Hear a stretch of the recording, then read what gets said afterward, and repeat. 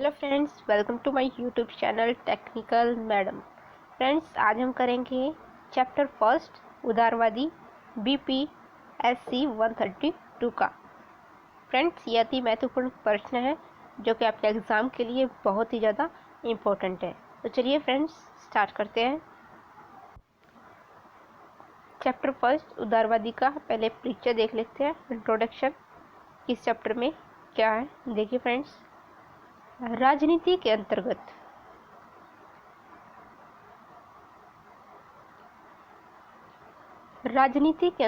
राजनीतिक संस्थाएं, प्रक्रियाएं तथा समाज के विभिन्न समुदायों से संबंधित विषय आते हैं।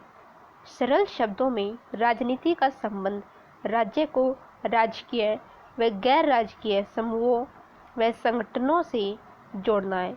उदारवादी परिप्रेक्ष्य ने भारतीय राजनीति में 1950 और 1960 में अपना प्रभुत्व जमाया था।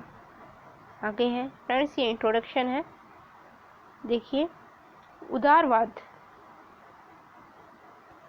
का प्रारंभ राजतंत्र के विरुद्ध एक प्रतिरोध से हुआ, जिसका संबंध जीवन के प्रत्येक क्षेत्र से था।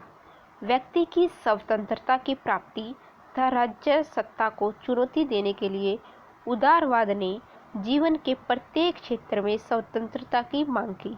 इन स्वतंत्रताओं से संबंधित मुख्य समस्या का संबंध राज्य एवं व्यक्ति से था। उदारवाद का आरंभिक उद्देश्य अधिक रचनात्मक नहीं था। 19वीं शताब्दी में यह एक प्रगतिशील विचारधारा के रूप में व्यक्ति व राष्ट्र के अधिकारों के लिए लड़ती रही। पिछले कई वर्षों से उदारवाद को अन्य विचारधाराओं जैसे मार्क्सवाद, फासीवाद आदि तथा राजनीतिक आंदोलनों का सामना करना पड़ रहा है। फ्रेंड्स, आप सभी के लिए ये इम्पोर्टेंट जो पॉइंट है वो आपके लिए लाए गए हैं, जो कि चैप्टर फर्स्ट उदारवाद से रिलेट करते हैं, जो कि फ्रेंड्स आपके एग्ज़ाम के लिए बहुत ही ज़्यादा इम्पोर्टेंट है। आप इसको अपने क्वेश्चन के अनुसार इसको लिख सकते हैं अपने एग्ज़ाम में। चलिए फ्रेंड्स, आगे देखते हैं उदारवादी उपागम के प्रमुख तत्व क्या है। उदारवादी उपागम के प्रमुख तत्वों में संस्थाएं, प्रक्रियाएं, मूल्य सम्मिलित है। इनका विस्तृत परिचय इस प्रकार है। फर्स्ट है संस्थाएं। संस्थाओं के अंतर्गत राज्य की तुलना में राजनीतिक व्यवस्था पर अधिक बल दिया गया है। इन संस्थाओं में राजनीतिक हित समूह या नागरिक समाज संगठन सम्मिलित है।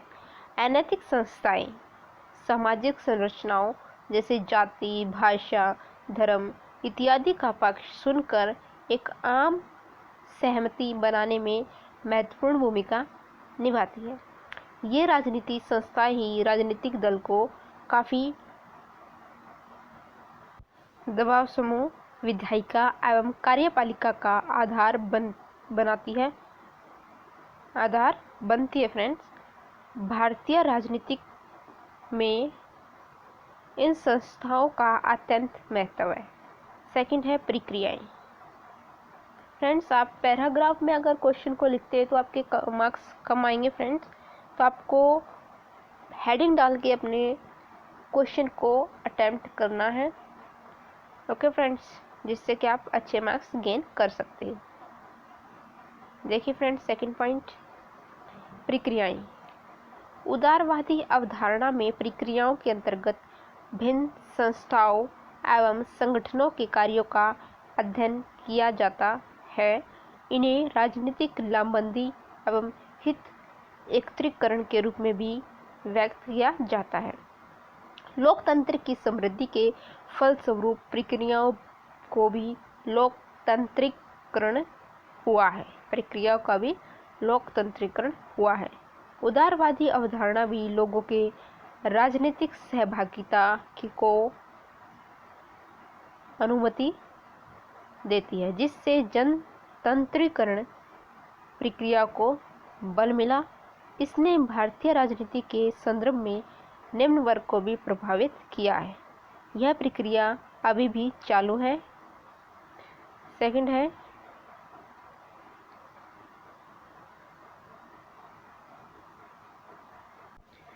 यह प्रक्रिया भारत के परंपरागत एवं सामाजिक व्यवस्था के पतन का मुख्य कारण है।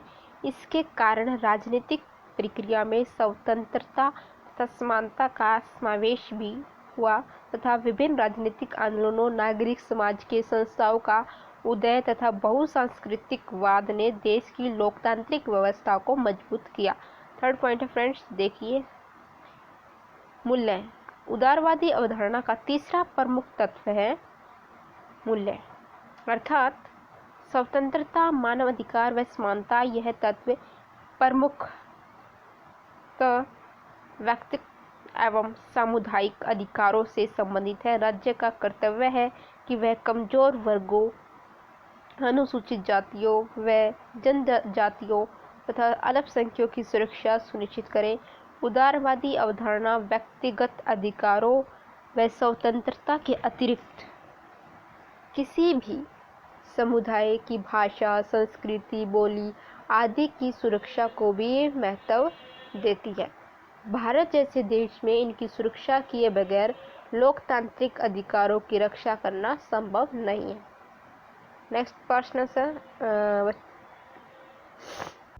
फ्रेंड, इसी टाइप से आपसे क्वेश्चन पूछे जा सकते हैं। आपसे पूछा जा सकता है जैसे उदारवादी उपागम के क्षेत्र में हुए परिवर्तन की संक्षिप्त व्याख्या कीजिए। तो देखिए फ्रेंड्स, देख लेते हैं। फ्रेंड्स, आपका टैग वर्ड है उदारवाद। आपको उदारवाद से रिलेटेड कोई भी प्रश्न आपके एग्जाम में मिलता है तो आप इस टाइप से आप इन क्वेश्चनों का अच्छे से प्रयोग अपने एग्जाम में कर सकते हैं। ये वीडियो आपके लिए यूजफुल है, जैसा कि आप जानते ही हो, इसीलिए आप इस वीडियो को देख रहे हो। फ्रेंड्स, अगर आपको वीडियो अच्छी लग रही है तो वीडियो को लाइक करें, चैनल को सब्सक्राइब करें और साथ ही साथ बेल आइकन का भी प्रेस कर ले, जिससे कि आपको आने वाली वीडियोस का नोटिफिकेशन टाइम टू टाइम मिलता रहे। 1950 के पश्चात उदारवादी उपागम में भी परिवर्तन हुआ। इसने कुछ शब्दों के प्रयोग में भी लचीलेपन का प्रदर्शन किया, जैसे राज्य एवं राजनीतिक अर्थशास्त्र का प्रयोग आरंभ हुआ। इसके अध्ययन क्षेत्र का भी विस्तार हुआ तथा इसमें नागरिक समाज, बहुसंस्कृतिवाद तथा सामाजिक पूंजी को भी सम्मिलित किया गया। इनका परिचय इस प्रकार है। फर्स्ट पॉइंट है, देखिए फ्रेंड्स, नागरिक समाज। उदारवादी उपागम का मुख्य आधार व्यक्तिगत स्वतंत्रता है। राष्ट्र अथवा राज्य के संदर्भ में उदारवादी परिप्रेक्ष्य के अंतर्गत समुदाय, जाति, समूह, वंचित वर्गों आदि के अधिकारों की भी रक्षा करना सम्मिलित है। भारत जैसे लोकतांत्रिक देश में भी नागरिकों को मौलिक अधिकार प्रदान किए गए हैं जो सुरक्षा भी देते हैं, किंतु कई बार राज्य नागरिकों की रक्षा करने में असफल रहा है। नागरिक समाज संगठन नागरिक समाज से अलग है। नीरा चंडोक के अनुसार नागरिक समाज का स्थान राज्य एवं परिवार के मध्य में है। उदारवादी उपागम में संगठनों एवं व्यक्तियों के अधिकारों की व्याख्या की गई है। ये अधिकार किसी भी व्यक्ति के संगठन बनाने के अधिकार, अभिव्यक्ति के अधिकार, विरोध जताने के अधिकार तथा जनमत बनाने से संबंधित है। इस उपागम द्वारा राज्य और समाज के बीच संबंधों का विश्लेषण किया जा सकता है। सेकंड पॉइंट है बहुसंस्कृतिवाद। उदारवादी उपागम में व्यक्तिगत इंडिविजुअल अधिकारों के अतिरिक्त सामूहिक अधिकारों को भी मान्यता दी गई है। भारत एक बहुसांस्कृतिक समाज है जिसमें विविध समूहों को अधिकार प्रदान किए गए हैं। थिको बारेक के अनुसार कोई भी बहुसांस्कृतिक समाज विभिन्न समूहों की मांग को अनसुना नहीं कर सकता। ये सभी सांस्कृतिक समुदाय अपनी सांस्कृतिक पहचान को बनाए रखने के प्रयास करते हैं जिससे ये अपनी भाषा एवं संस्कृति की रक्षा कर सके। थर्ड पॉइंट है फ्रेंड्स, देख लेते हैं सामाजिक पूंजी की अवधारणा का प्रयोग उदारवादी उपागम में 1990 के पश्चात हुआ, जिसका मुख्य उद्देश्य विभिन्न समुदायों के मध्य संबंधों की व्याख्या करना है। यह नागरिक समाज और जनतंत्र के अस्तित्व में होने के बारे में बताता है। सामाजिक पूंजी को विभिन्न समुदायों में परस्पर मेल मिलाप तथा संबंध स्थापित करने के लिए जाना जाता है। इस प्रकार उदारवादी उपागम के क्षेत्र में हुए परिवर्तन विभिन्न संस्थाओं में आम सहमति के बनाने के प्रयासरत रहते हैं। नेक्स्ट प्रश्न है, भारतीय उदारवाद के तत्वों का उल्लेख करते हुए उससे संबंधित विचारधाराओं का संक्षिप्त विवरण दीजिए।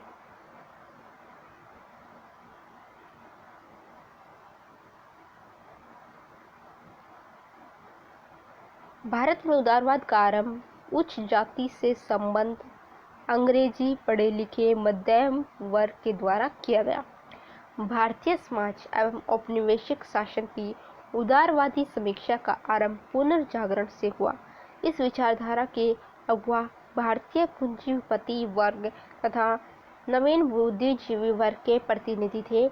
बंगाल के भद्रलोक, मद्रास के ब्राह्मण, बम्बई प्रेसिडेंसी के ब्राह्मण समुदाय इत्यादि के प्रतिनिधि इस विचारधारा के समर्थक थे।